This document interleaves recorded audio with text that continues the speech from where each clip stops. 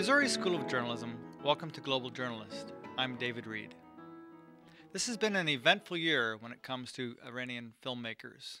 First, Iran's Culture Ministry formally dissolved the House of Cinema. This was the only domestic organization that supports independent film.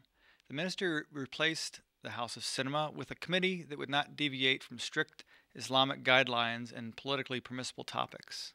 Then, an independently produced Iranian film, A Separation, won the Oscar for Best Foreign Language Film. The film, directed by Asghar Farhadi, depicts the breakup of a marriage and is not considered a political film. Also this year, Jafar Panahi, an Iranian filmmaker who's under house arrest, was awarded the European Parliament's Sakharov Prize for Freedom of Thought. Joining us to explore the dynamics of Iranian filmmaking inside and outside of the country is Negar Mottehedeh. Negar is an associate professor of literature and women's studies at Duke University. She's the author of Displaced Allegories, Post-Revolutionary Iranian Cinema. And she's written extensively on Iranian cinema and its representation of women under the rule of the Islamic Republic of Iran. More recently, she's been writing about social media in Iran. Welcome to Global Journalist. Thank you so much. I'm glad you're here as well. I wanted to ask you right off, how did you become so interested in Iranian film? Well, in the 1990s, Iranian cinema really became quite popular, and this is the time when I was in graduate school and working with several professors at the University of Minnesota who were also working on film. I had no intention on working on film myself towards my PhD, but they were writing books on film and on the question of whether national cinemas had their own cinematic language. In a sense, not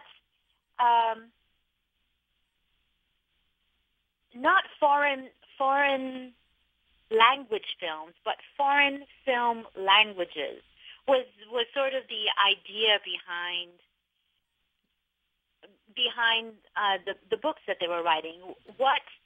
How is the grammar of a foreign film different, say, than a Hollywood film? And so my interest in these films that were circulating, these Iranian films that were circulating in the film festival circuit, my interest became more academic, and I started exploring the question, why is it that Iranian cinema looks and in some ways feels differently than other cinemas that I see in the theaters? And that's how I became interested in Iranian cinema. And I guess people might presume that since you grew up in Iran and left as a child and have been back, and your mother was an artist in Iran, that might have some impact. But do you think that was subconsciously some interest there?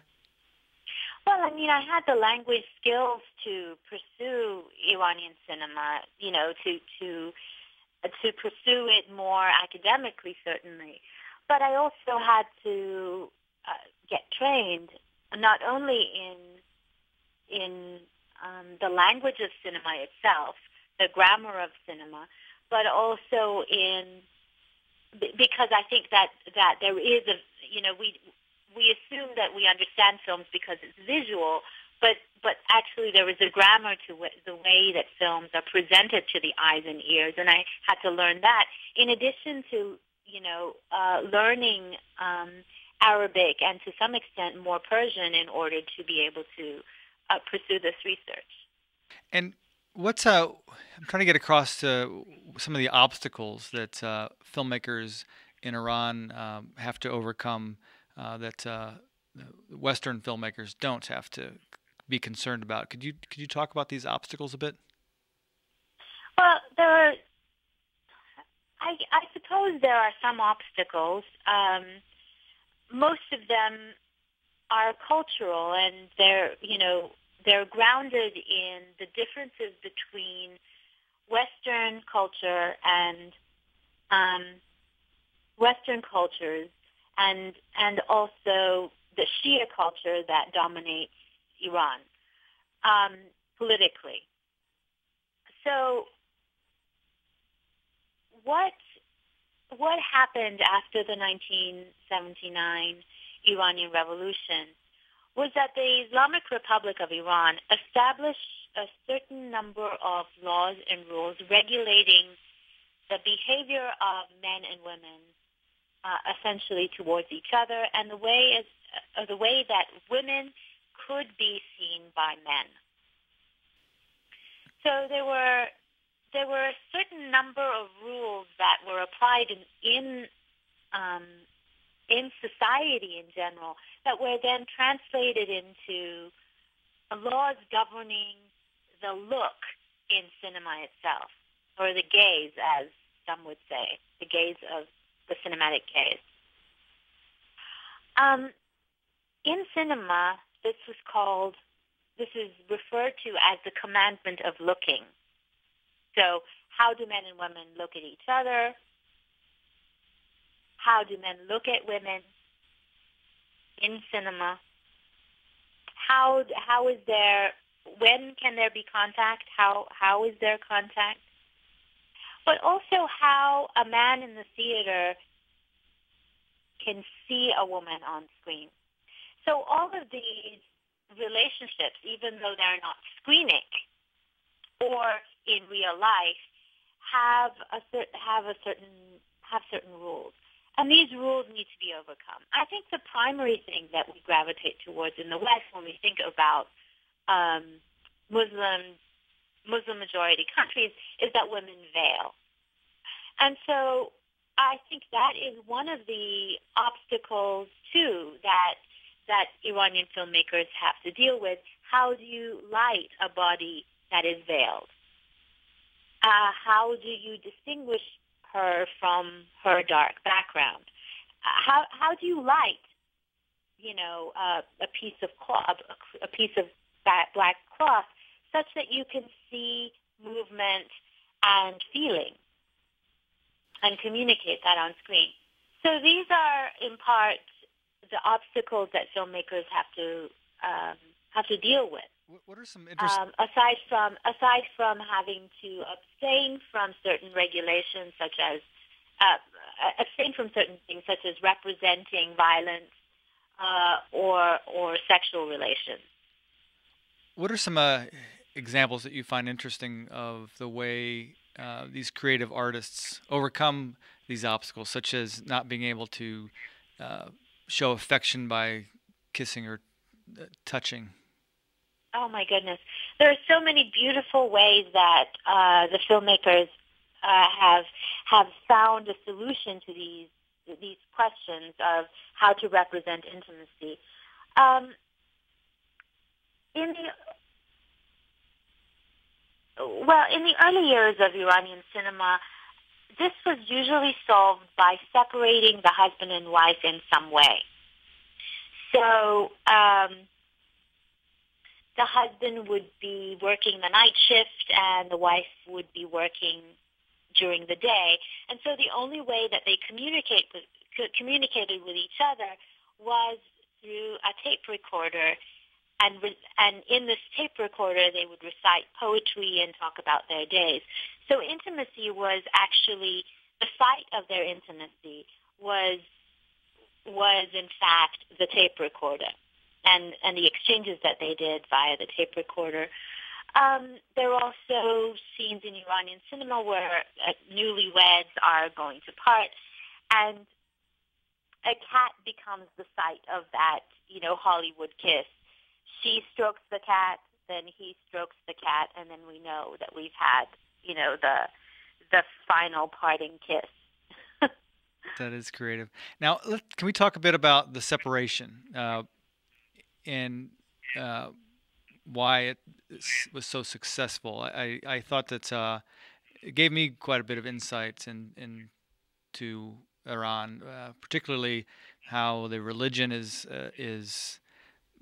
ingrained in their personalities, and it's not the big deal that the religion is sometimes portrayed to the West, to this this couple and their family members. Why do you think that the separation became so popular? Well, I think that it pays attention to all sorts of things. I mean, it's melodramatic. It is about a relationship. These are things that we like. There is, to some extent, some tension and violence. But I think that what is really beautifully done in this film is a portrayal of class differences as well as gender differences. And of course, religion plays a big part in representing these differences as well, in profiling these differences very beautifully.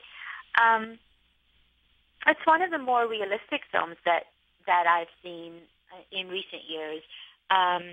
Travel abroad as a film from Iran. Usually, a lot of the films that come from Iran to film festivals, portray rural rather than urban situations, wide-angle shots of fields of grass and hay and so forth. So this was a surprising portrayal, I think, of Iran for many film festival goers. I understand that there was some conflict between Farhadi and the government censors while the film was being made, but then it became the country's official entry into the Oscar category and some other award contests that it did well in. Can you talk about that dynamic? Did you consider that to be a milestone? The fact that it did became the official entry, and it was not a real necessarily a positive movie about Iranians.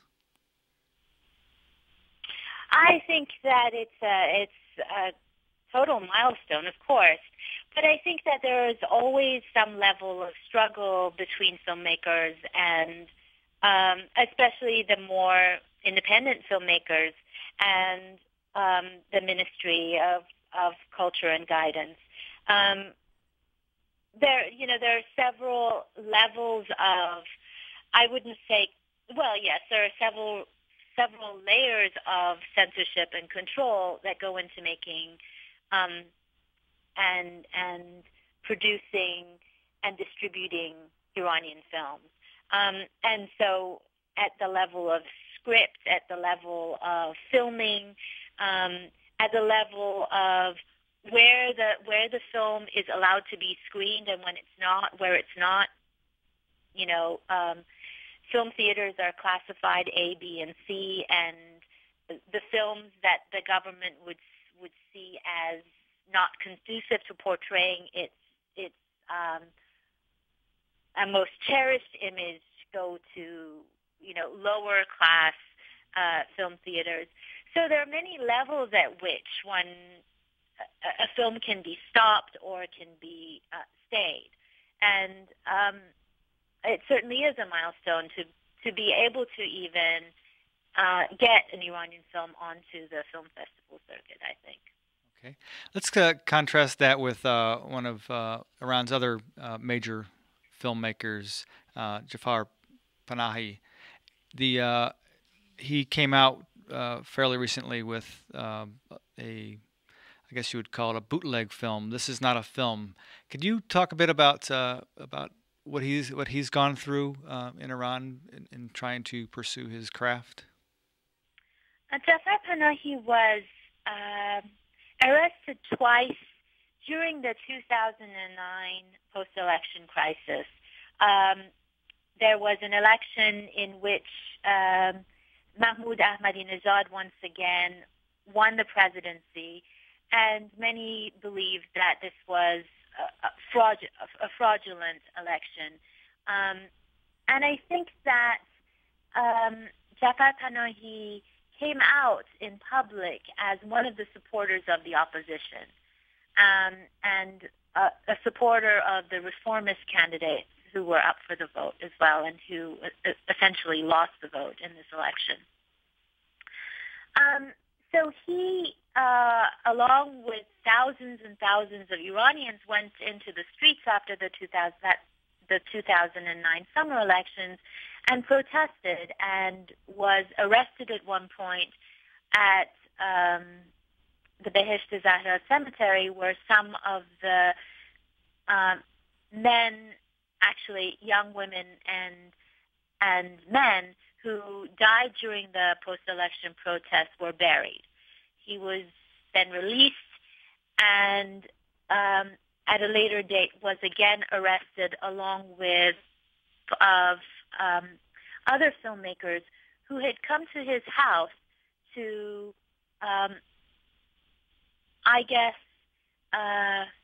think of a future film that they wanted to make. So the intention was to at some point make a film. It wasn't clear what it was, but it was the fact that they had intended on making a movie that was the basis for their arrest at that time.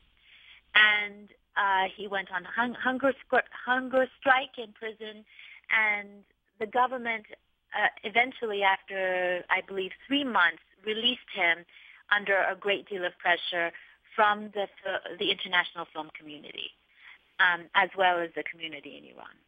But he was able to do a film and get it smuggled out this year. And can you tell us a little bit about This Is Not a Film? Essentially, when he was released from prison, he was put under house arrest. He was given, in fact, his sentence is that he will be under house arrest for the next 6 years, 5, I guess, now, and that he is not allowed to make a film or give an interview for the next 20 years. And so the film was about him in his house, waiting around to hear about the verdict, and imagining a film that he would make were he to make a film. Right.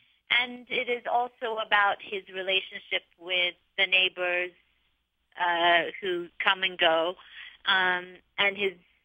and who he encounters when he uses the elevator to bring the trash out. Very simple film, yeah, but also very beautiful. The when viewers outside of Iran watch this film, how does the film help them understand what it's like to be in Iran?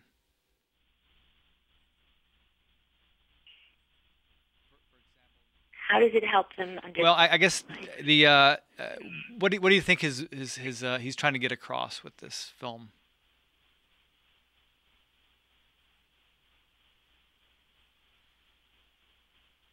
I don't know that there is a story necessarily, if that's what you're asking me.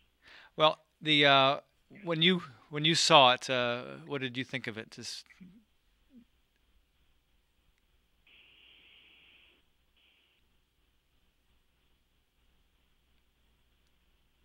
Was it well?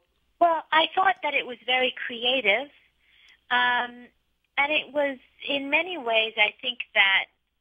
I mean, okay, so this is a film that is essentially made on an iPhone. It was then put onto a thumb drive and smuggled out of the country to film festivals in the West. So there is a hugely creative side to this film, to just the story of the making of the film and its distribution. But the film itself, I would say, is very much thematically about the things that he cares about. His films oftentimes portray situations in which confinement is the theme of the film. So his film Offside is about a group of women who want to watch the Bahrain, Iran qualifying match for the 2006 World Cup.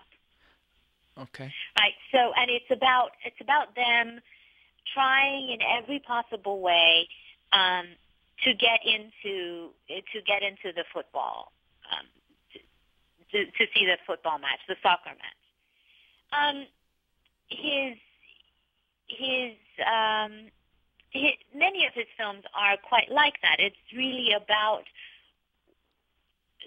even though they focus sometimes on women, they're really about restriction and confinement and the ways in which we manage to find freedoms, irregardless of the limitations that are placed on us.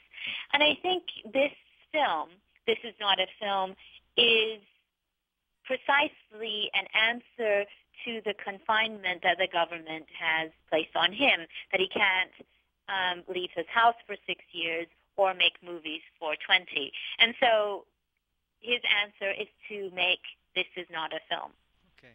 Well, I'd like to now talk to you a bit about what you consider the best films, best Iranian films. But before we continue our discussion, I want to remind everyone that you can view or listen to this program anytime by downloading our podcasts at globaljournalist.org. You can also find interesting articles, photos, and interviews related to our program on our website. On our site this week is a timeline of the oppression of feature and documentary filmmakers in Iran, including bans, arrests, assaults, and exile, and movies that received international acclaim, such as The Separation, and also one of Panahi's films, The Circle, for example. So please send us questions or comments via globaljournalist@kbia.org or our Facebook page. You can also follow us on Twitter at globaljourn. So I wanted to ask you a bit about what you consider the best films to come out of Iran.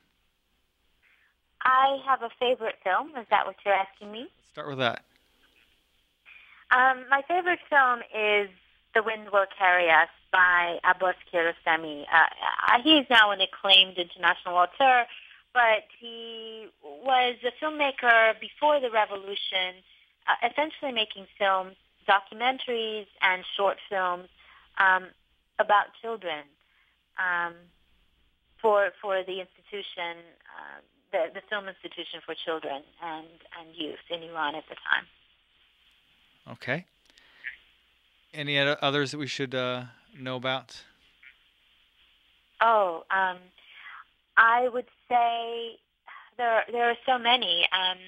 So The Wind Will Carry Us, I would say Mohsen Mahmadbaf's Gabe, Tahmine Milani's Two Women. There are many films to watch, but I'm not always sure what to recommend that are accessible, but these three films definitely are. Okay. And I want to, how has the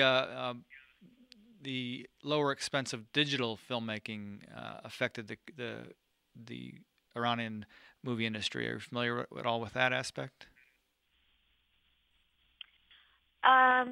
Sure. I think that I would say that Abbas Kiarostami was one of the first to experiment with the digital camera in Iran, at least one of the first among the well-known filmmakers at the time.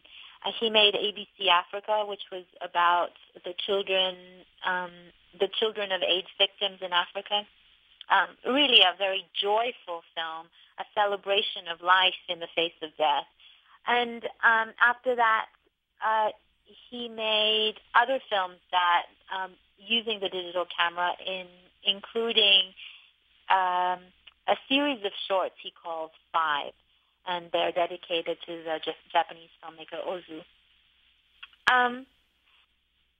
And I think after his ABC Africa, many other filmmakers and many of his students picked up the digital camera and started filming. And I think a lot of the growing Iranian film industry owes its debt to the use of this, to the digital camera.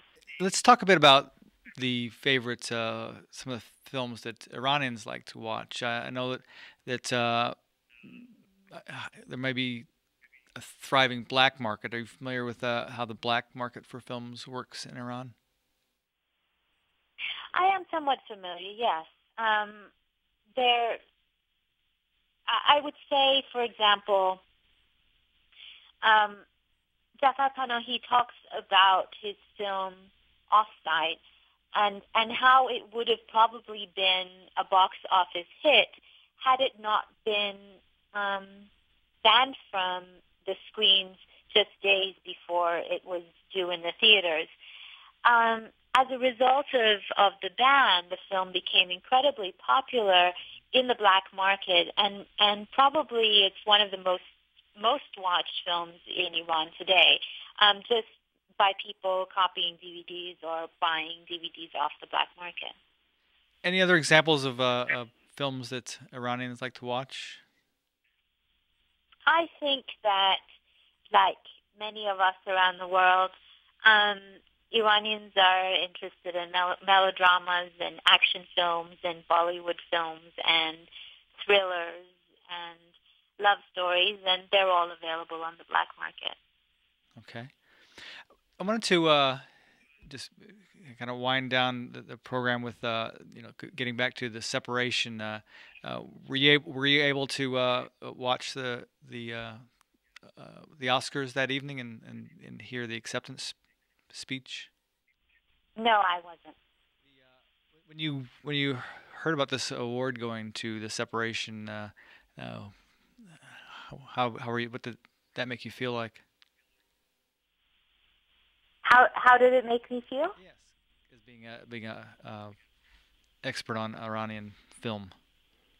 Oh, it was such a thrill to see you get the prize, of course.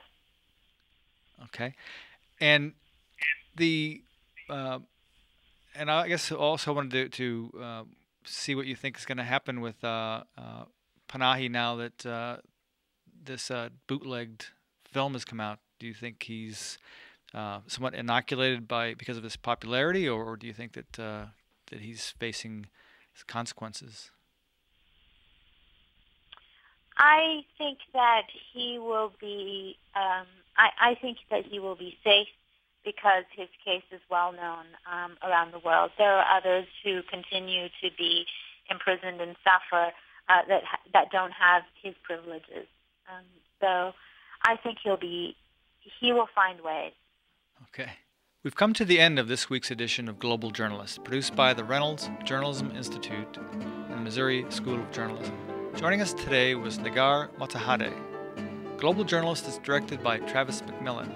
Raymond Tungakar is our executive producer. An Chi-Du is our lead producer, assisted by Kevin Dubois. Join us again next week for another Global Journalist. I'm David Reed.